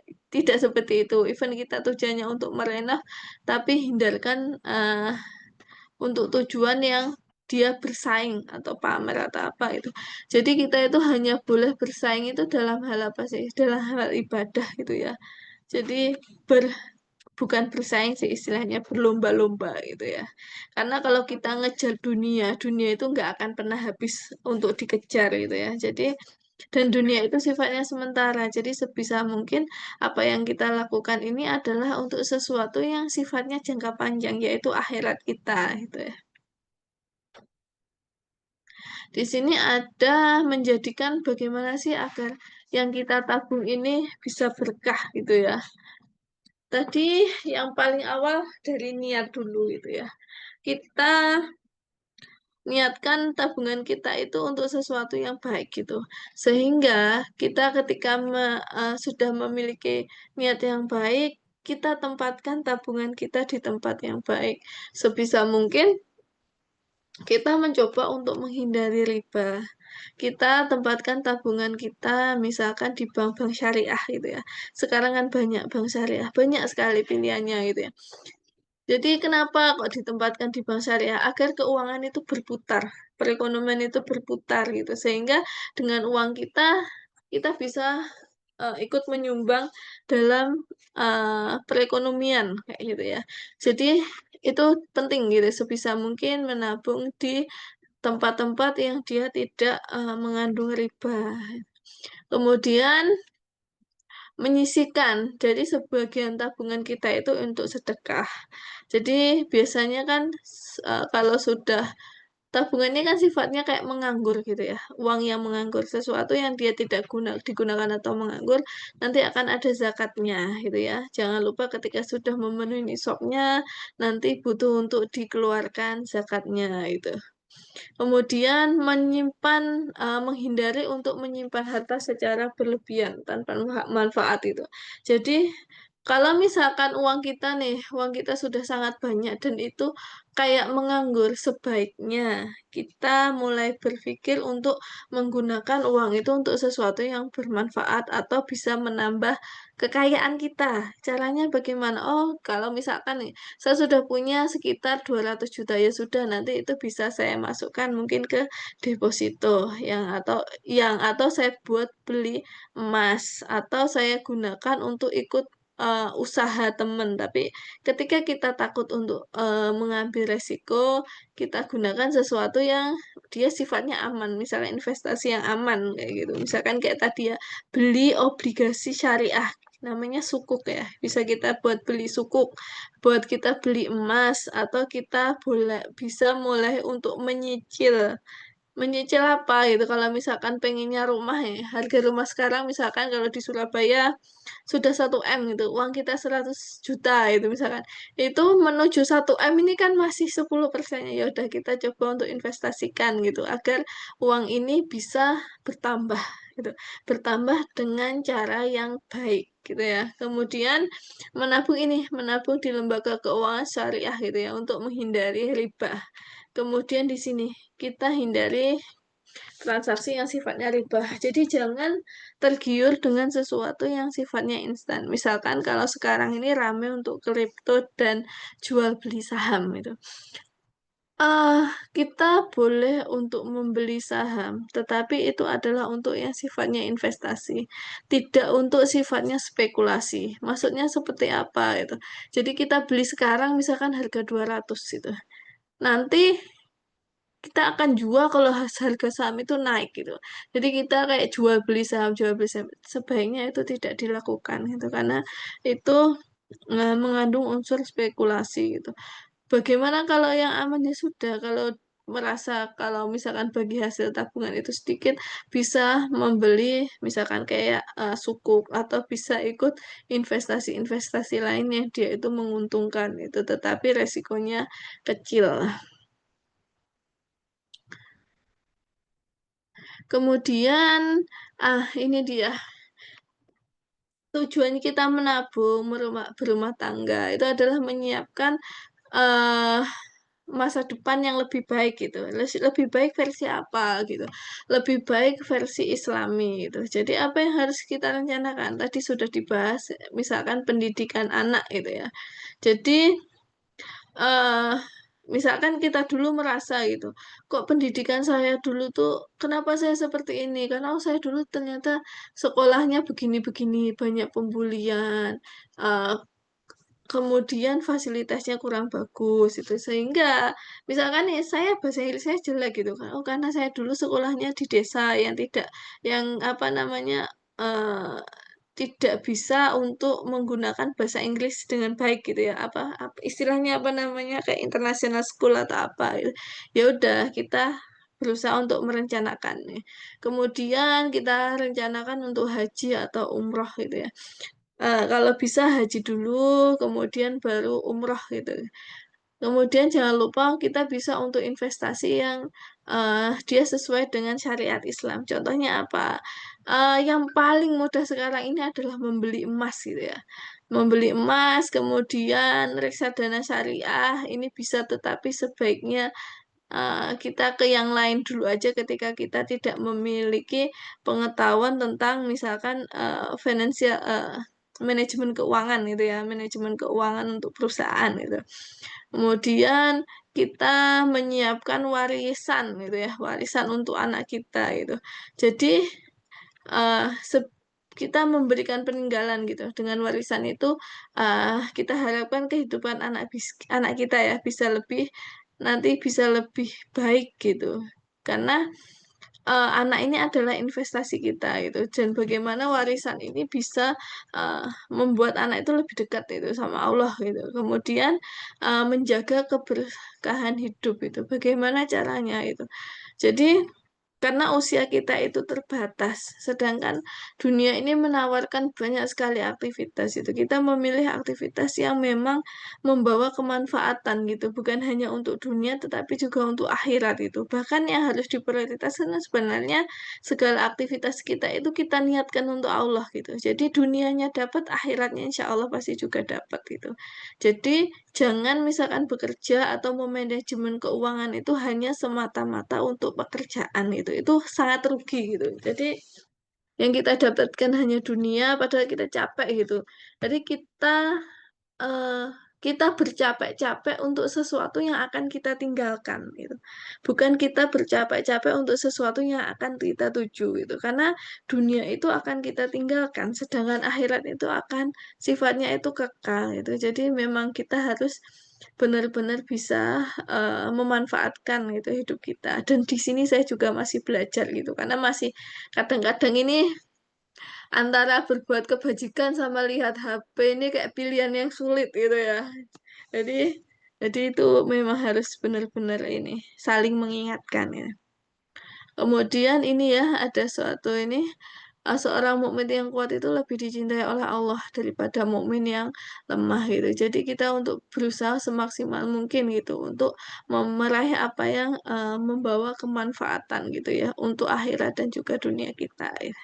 Insya Allah itu yang bisa saya sampaikan ya. Ini di sini ada beberapa website ya, untuk apa, untuk bank-bank syariah, kemudian dan juga, investasi gitu ya, investasi produk-produk syariah itu. Insya Allah itu yang bisa saya sampaikan. Mohon maaf kalau ada salah dan banyak tidak tutup poinnya ya. Saya kembalikan ke Mbak Niswa. Baik, Masya Allah, jazakillah khair Mbak Irul sudah berbagi ilmu yang sangat luar biasa, bermanfaat untuk kita semua ya. Mantap sekali tadi materinya, mulai dari bagaimana pentingnya kita untuk perencanaan dan juga pengelolaan keuangan ya. Seperti yang tadi dibilang Mbak Irul berkali-kali gitu ya, bahwa kita tidak bisa untuk menjadi air mengalir gitu ya, karena butuh semuanya butuh perencanaan dan pengelolaan untuk masa depan dan keamanan keluarga kita. Baik, Mbak Irul dan teman-teman, kita masuk ke sesi tanya jawab. Nah, ini sudah ada 3 pertanyaan dari Line dan 1 pertanyaan dari Zoom. Saya bacakan yang paling awal dulu ya, yang dari Line. Dari Mbak Ava, Assalamualaikum, izin bertanya Ibu, bagaimana cara menghitung planner keuangan bagi generasi sandwich? Nah, ini yang apa istilah yang saat ini banyak muncul gitu ya. Monggo Mbak Iru.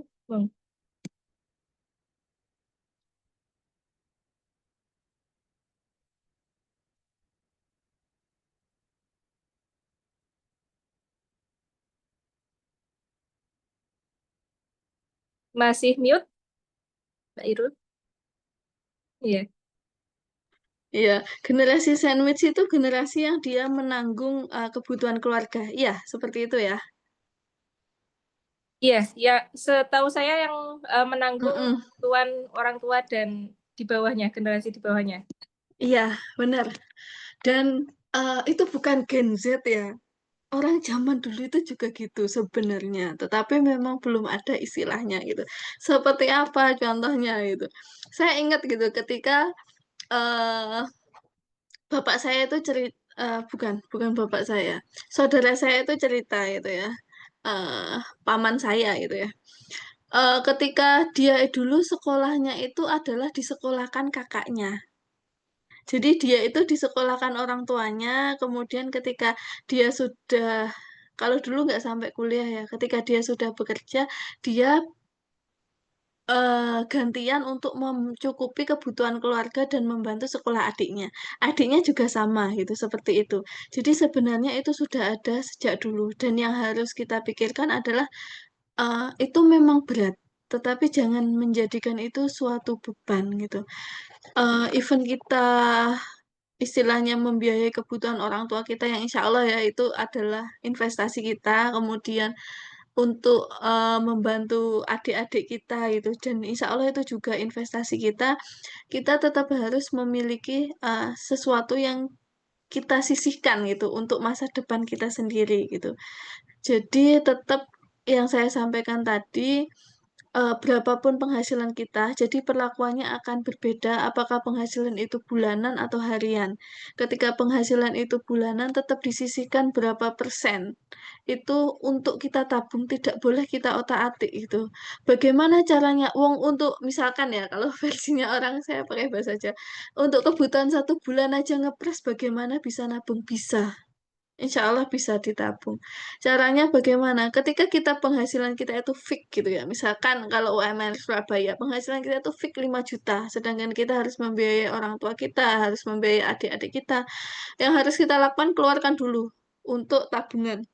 Karena ingat, kita juga butuh ibadah yang lain. Misalkan nanti untuk kebutuhan kita menikah, kebutuhan kita misalkan untuk umroh, ibadah, dan lain-lain. Kita membutuhkan biaya, dan kita tidak mungkin minta ke orang tua dan adik kita gitu. Kan sudah saya biayai, maka kasih ke saya, tidak akan. Itu tidak mungkin gitu.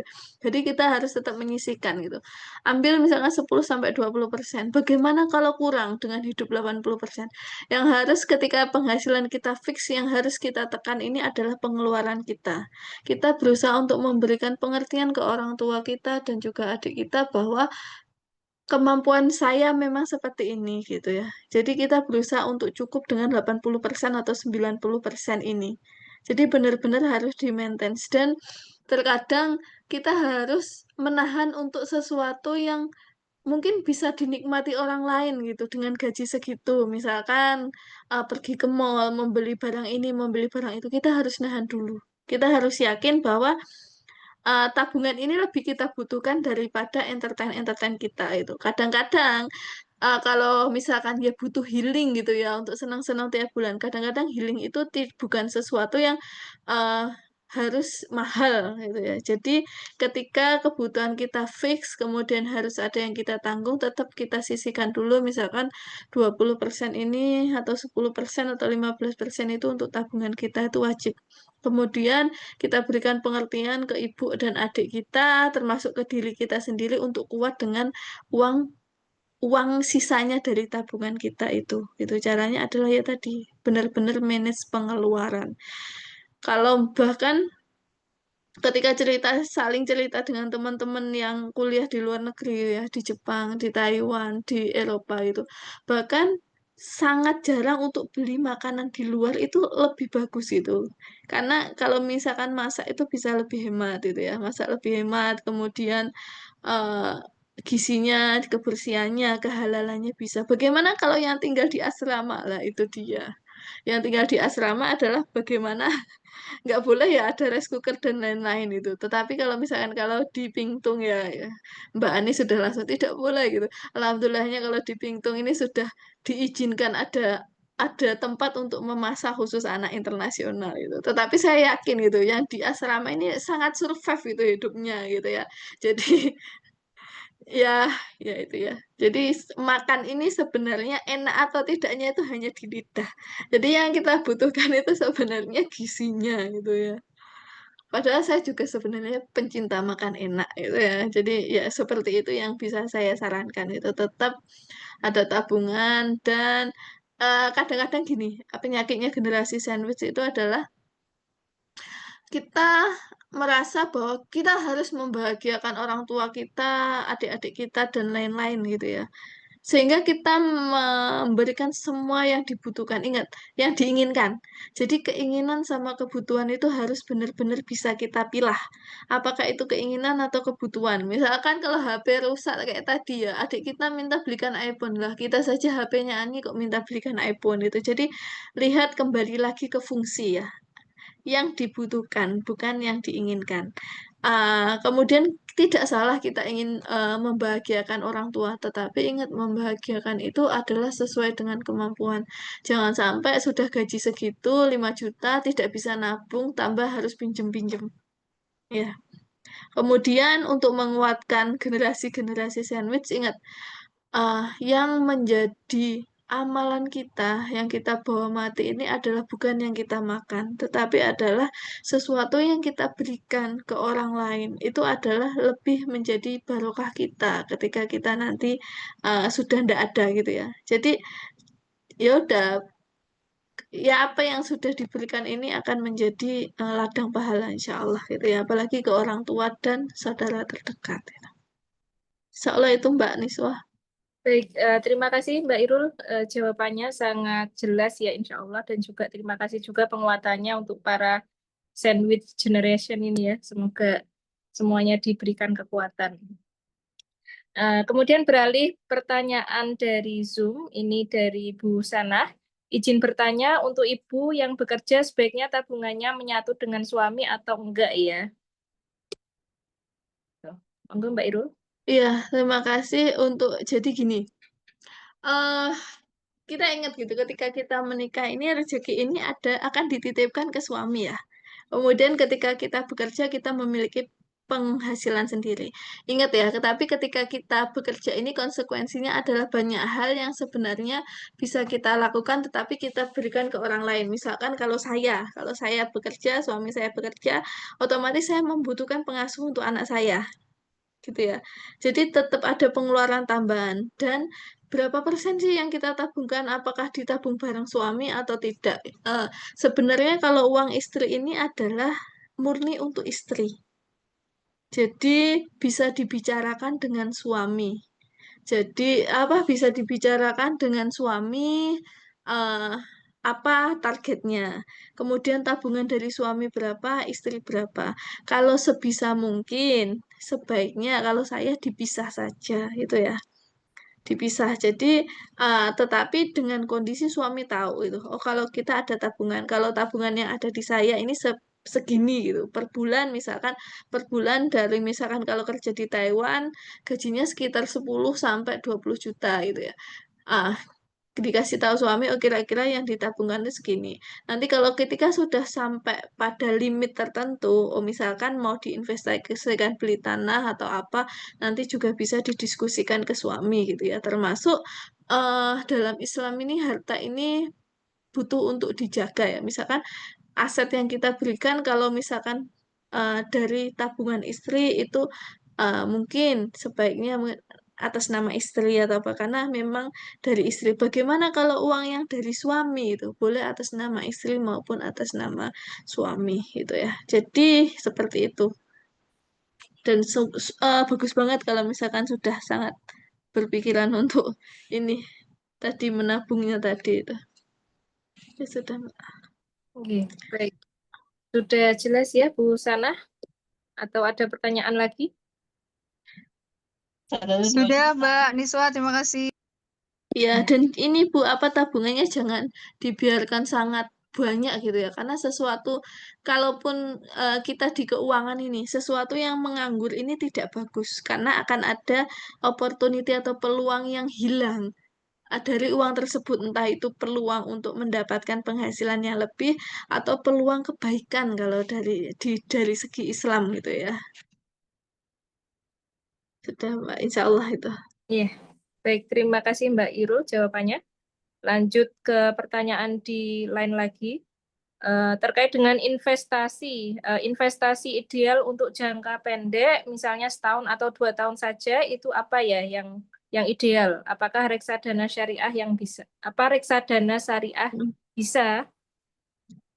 Ah, kalau untuk reksadana ini memang harus yang sudah berpengetahuan dan kayaknya reksadana yang jangka pendek ini tidak banyak ya, karena rata-rata untuk jangka panjang gitu ya.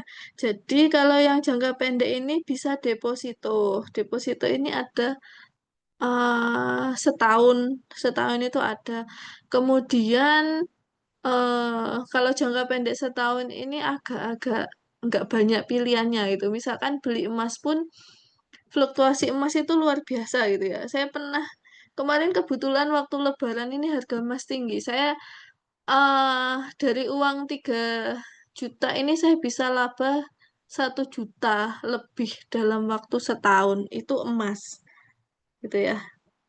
Jadi lumayan untuk emas ini untuk labanya, tetapi memang harus benar-benar diperhitungkan gitu ya. Jadi jangka pendek ini bisa deposito, deposito yang setahun ya, deposito. Kemudian kalau reksadana ini agak susah, untuk sukuk itu juga jangka panjang.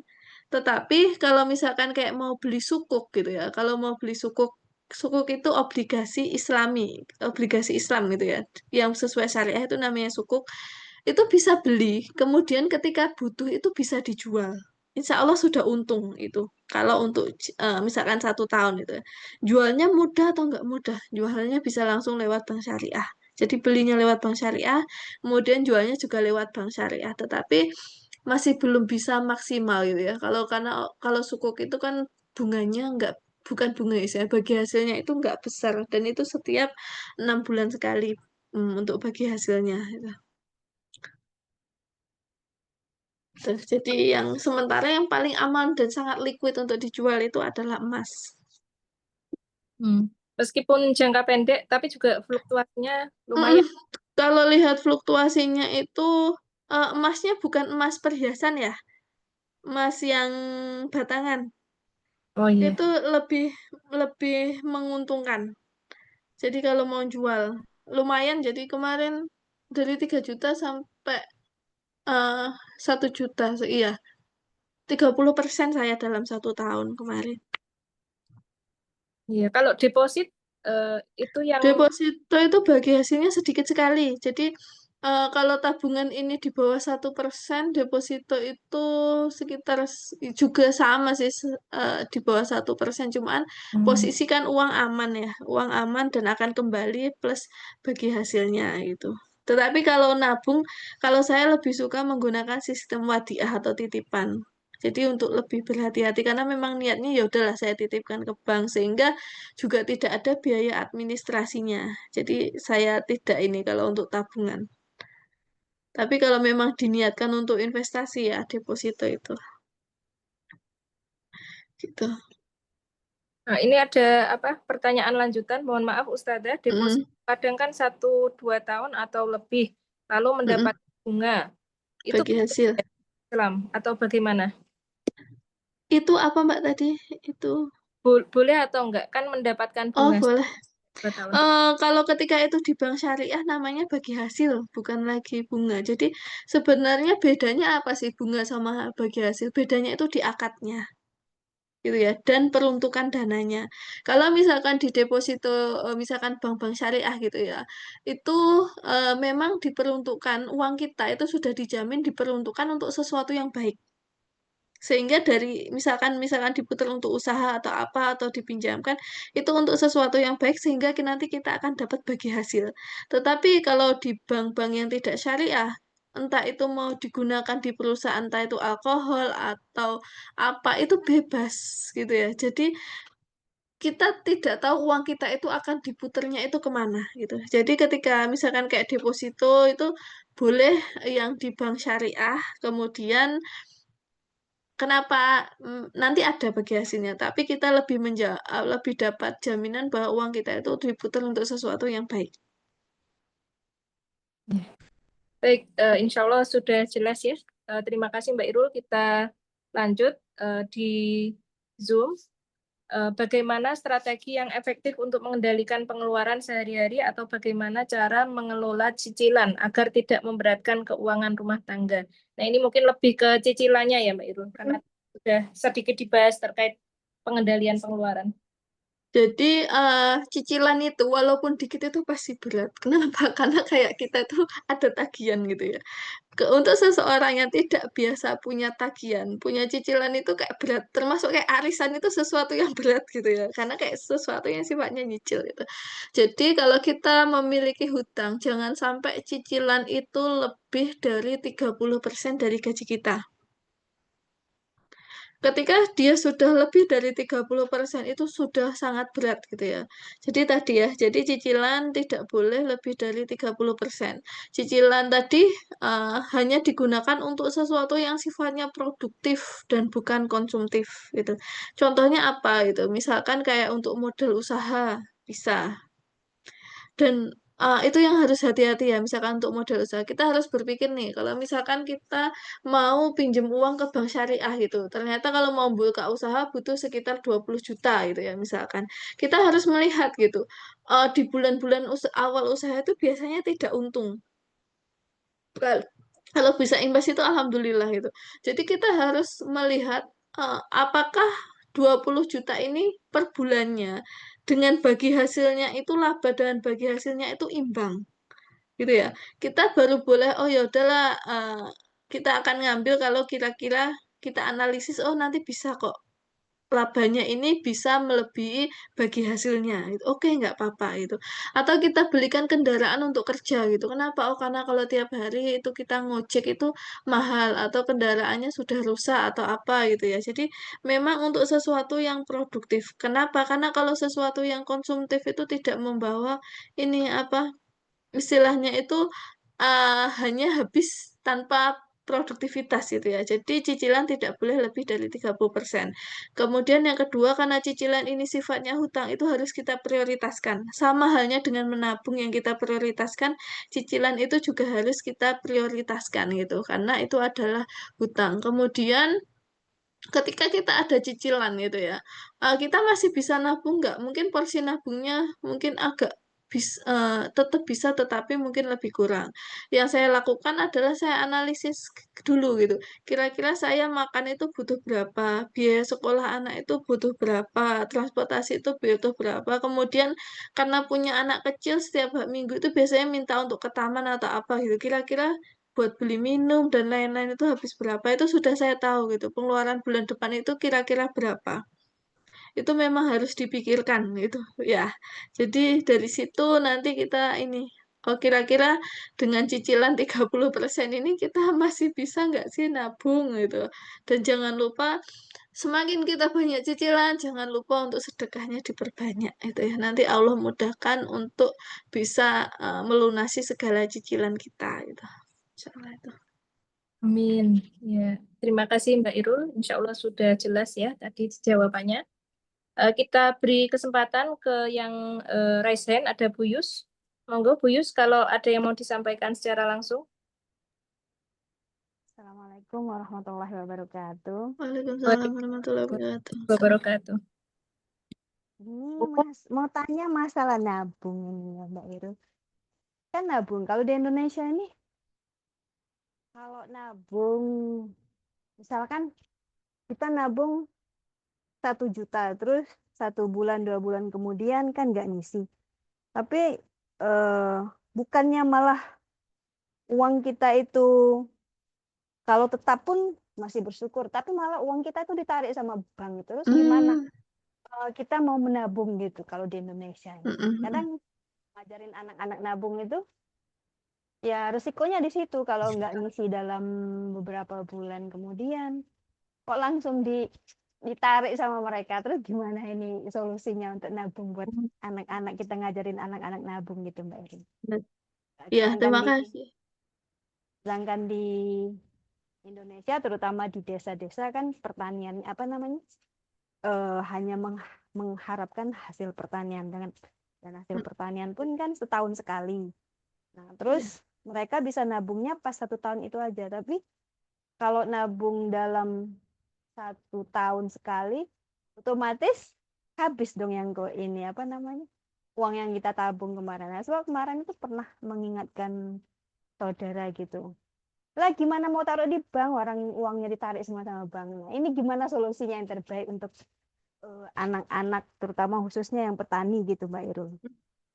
Ya, terima kasih Mbak pertanyaannya. Itu tuh kayak Sama itu. stigma yang sering ada di bapak saya juga kayak gitu. Jadi kayak trauma nabung di bank. Kenapa gitu? Nanti kalau nggak nabung uangnya habis gitu. Jadi ketika nabung yang harus diperhatikan itu adalah tadi saya mengatakan kata-kata wadiah ya, titipan ya. Tabungan yang sifatnya titipan. Jadi kalau di bank syariah itu ada beberapa akad yang selalu saya gunakan sampai saat ini adalah akadnya adalah akad wadiah jika itu di bank syariah. Apa titipan itu? Karena untuk akad titipan ini tidak ada biaya administrasi sama sekali. Jadi kalau misalkan saya nabung nih bulan ini 1 juta gitu ya, setahun lagi saya cek tabungan saya itu tetap 1 juta. Akad wadiah ini kalau misalkan ada kelebihan bagi hasil, kita bisa dapat bagi hasil, tapi itu jarang. Tetapi tidak ada biaya administrasi sama sekali. Dengan catatan ATM-nya adalah ATM standar. Yang mungkin penarikan sekitar penarikannya maksimal sekitar 5 juta untuk transfer sekitar 10 sampai 15 juta. Itu bebas biaya gitu ya. Kemudian yang dikatakan nanti uangnya habis itu adalah ketika mungkin di bank yang konvensional, misalkan di desa ini saya tahu kalau di dekat rumah saya ada bank BRI gitu. Sebenarnya uangnya tidak habis Bu, tapi memang ada biaya administrasi, misalkan dan itu tidak besar kok, sekitar sekitar 5.000, 10 sampai 15.000. Jadi harus diperhatikan kalau misalkan tidak butuh banyak transaksi dan lain-lain, ya tidak usah kayak misalkan ada SMS pemberitahuan atau apa gitu. Kalau tipe tabungan saya yang di bank konvensional yang itu untuk gaji, saya minta setiap transaksi sekecil apapun itu ada SMS pemberitahuan dan SMS itu nanti di akhir bulan itu akan dilaporkan biasanya sekitar 40 sampai 50 ribu gitu. Jadi nanti akan motong ke saldo saya, kemudian ada biaya administrasi itu sekitar 5.000. Jadi sebenarnya tidak habis uangnya, tapi kepotong biaya administrasi. Tetapi ketika menabung dalam jangka waktu yang tidak menabung dalam jangka waktu yang lama, bisa jadi uangnya memang habis untuk biaya administrasi itu. Jadi yang harus dipastikan adalah uang itu tidak habis ditarik bank, tetapi habisnya untuk biaya administrasi. Tetapi kalau misalkan tabungan 1 juta setahun tidak nabung, menurut saya itu masih ada, harusnya masih ada uangnya. Karena kalau dipikir-pikir 10 kali 12 kan sekitar 120 ya. Pasti berkurang memang uangnya itu. Dan bunganya juga nggak besar di bank syariah itu juga di bank konvensional itu juga tidak besar gitu. Bisa jadi biaya administrasi itu lebih besar daripada bunganya. Sehingga saran saya kalau misalkan untuk tabungan lebih baik di bank syariah yang akadnya wadiah atau akad titipan. Mbak, saya mau menggunakan akad titipan. Nah, itu boleh. Gitu ya. Kemudian kalau tidak yakin uangnya itu pengen bisa ngontrol gitu ya, pakai yang menggunakan mobile banking, Bu. Jadi ketika mobile banking, Ibu akan tahu gitu, oh, kok uang saya dari 1 juta tinggal 990, oh ternyata yang 10 biaya administrasi. Ketika Ibu tidak puas, Ibu sudah bisa langsung mengalihkan tabungan Ibu, mungkin dipindah kemana, kayak gitu. Ya, jadi sekarang kayak gitu gitu ya. Jadi jangan takut untuk menabung di bank gara-gara akan habis. Kemudian kalau di desa misalkan bank syariah itu jauh. Yang harus kita yakini adalah sesuatu yang baik itu butuh kita perjuangkan. Walaupun jaraknya jauh, kita yakini kalau itu untuk kebaikan, Allah itu akan memberikan keberkahan gitu. Jadi kan banyak hal itu yang tidak selalu yang banyak itu yang berkah yang membuat bahagia. Bisa jadi sedikit itu membuat bahagia karena di dalamnya ada keberkahan gitu ya. Jadi itu gunakan untuk bank syariah. Insya Allah itu Bu. Kemudian saya lupa, ingat saya tentang koperasi juga. Termasuk ketika koperasi, ikut koperasi, pastikan koperasi itu yang koperasi syariah gitu ya. Kenapa? Karena di dalamnya juga banyak ribanya gitu ya kalau termasuk koperasi gitu. Kalau koperasi lebih aman, lebih enak gini-gini. Tapi lihat dulu yang kita hindarin di sini adalah ribanya dan kita cari keberkahannya gitu. Insya Allah itu Bu. Oke, matur suwun. Sama-sama. Baik, selanjutnya ini yang dari Zoom masih ada satu pertanyaan mungkin mewakili mas-mas atau bapak-bapak ya dari Mas Fakih Musafa. Izin bertanya bagaimana menyikapi permintaan tidak terduga misalkan orang tua menghubungi untuk meminjam uang dengan bahasa hutang kepada kita. Di luar dari pemberian rutin kita selaku anak kepada orang tua, di satu sisi tetap ingin menjaga keuangan rumah tangga. Terima kasih. Iya, itu sangat sering terjadi ya, dan itu biasanya menimbulkan konflik ketika tidak dikomunikasikan dengan baik gitu. Jadi, yang pertama yang harus kita lakukan adalah tanya dulu hutangnya itu buat apa gitu ya. Kadang-kadang orang tua kita itu memiliki kecemasan berlebihan kepada saudara kita gitu, misalkan ke adik kita. Padahal adik kita juga sudah berumah tangga, sudah punya penghasilan gitu, karena kasihan adiknya gitu, motornya sudah jelek, mau pinjam uang buat beli motor itu. Dilihat dulu. Yang pertama lihat dulu kebutuhannya itu apakah kebutuhan yang dia memang kebutuhan atau sesuatu yang memang hanya keinginan atau konsumtif, itu yang pertama. Kemudian yang kedua, diskusikan dengan pasangan.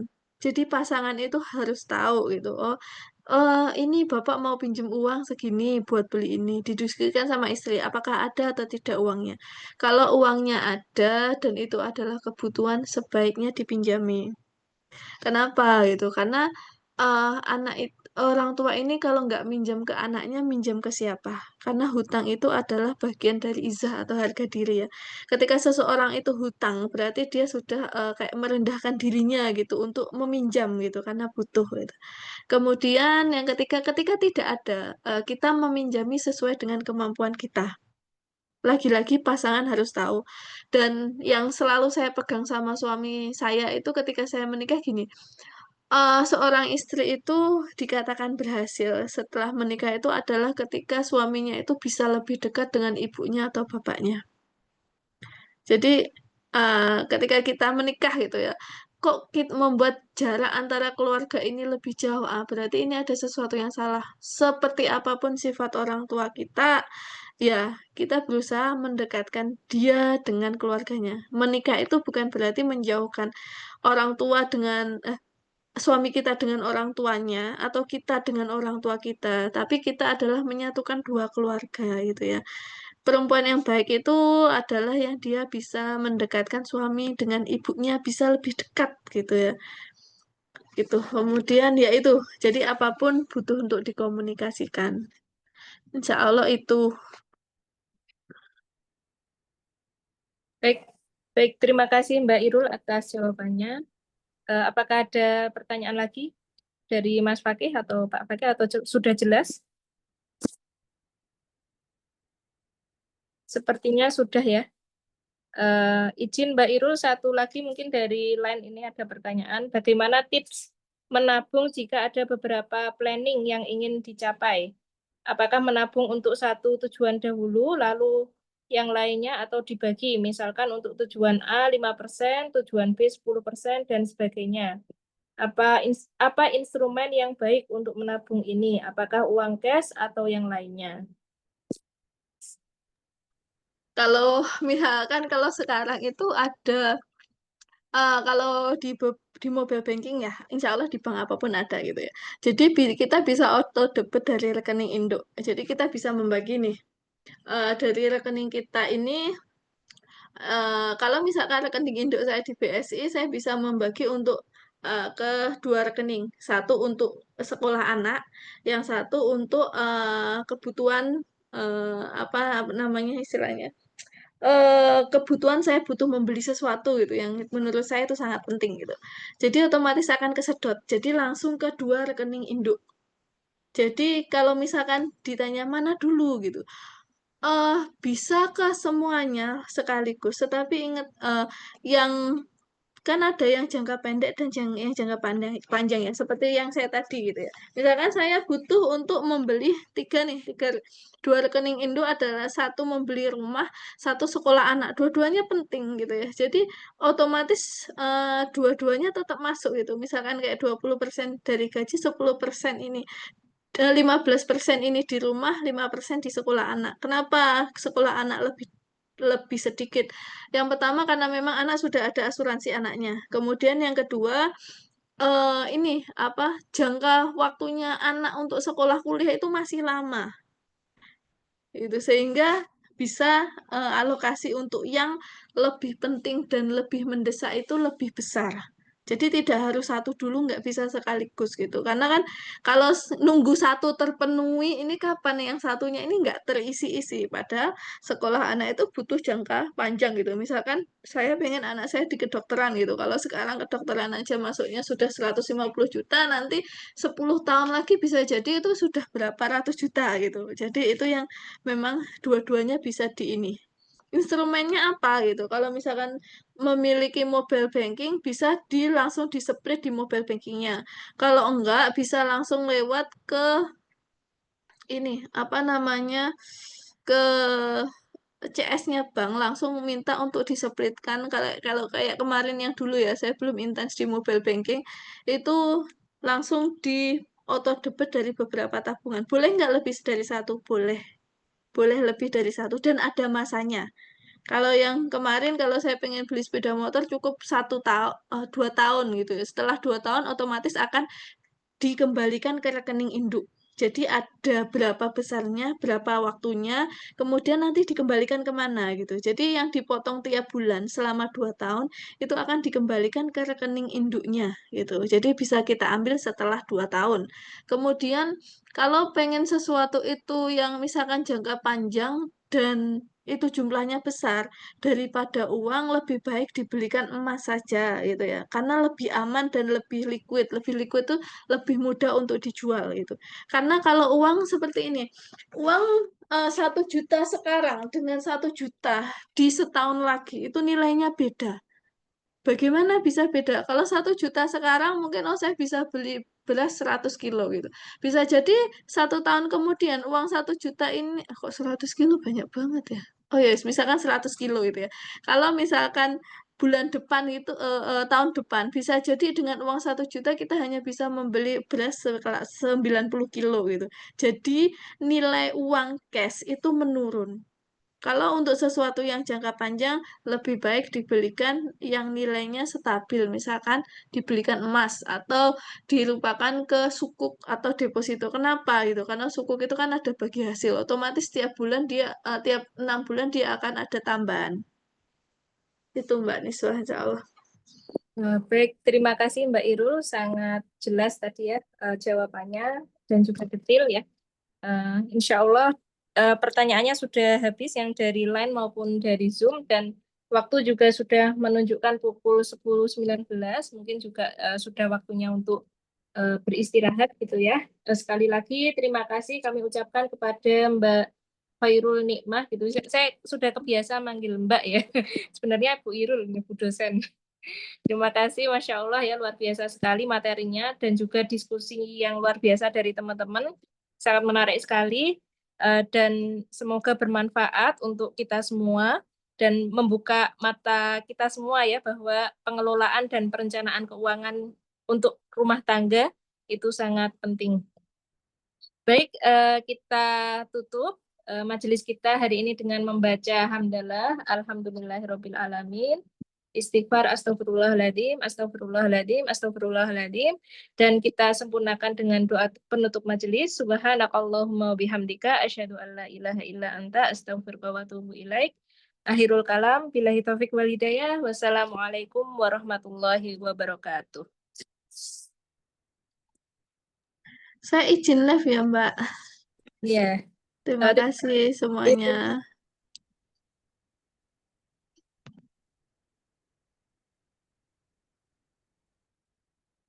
Saya izin akhiri ya Zoom-nya. Terima kasih teman-teman semua. Sampai jumpa di serasi atau sabila pekan depan pertemuan selanjutnya.